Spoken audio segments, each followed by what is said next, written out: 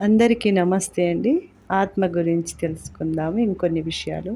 ఎవరైనా మిమ్మల్ని మీరు ఎవరు అని ప్రశ్నిస్తే మనం టక్కున పలానా రాజు, పలానా అడ్రస్‌లో ఉంటాను, పలానా వారి కొడుకును అని చెప్తాము. మరి నేను కనిపిస్తున్నా కదా! ఆ నేను అనేది ఎవరు? నిత్యం ప్రతిరోజు చూడండి మనం పనులు చేసేటప్పుడు నేను పడుకున్నాను, నేను ఊరికెళ్ళాను, నేను సినిమాకెళ్ళాను అనే పదం చాలా సార్లు వాడుతుంటాం. ఎందుకంటే ఆ నేను ఎవరో తెలియదు కానీ నేను చేశాను అని చెప్పుకుంటాం. రాజుని చేశాను, రాజును పడుకున్నారనైతే చెప్పరు కదా! ఎందుకంటే రాజు చెయ్యడు. రాజు అనే శరీరం ద్వారా చేయిస్తుంది. ఎవరా చేయించేది? వివేకానందుడు ఒకసారి రామకృష్ణ పరమహంసను కలవడానికి వెళ్ళినప్పుడు, ఎవరినైనా నువ్వు ఇలా వచ్చావు అని అడుగుతారంట.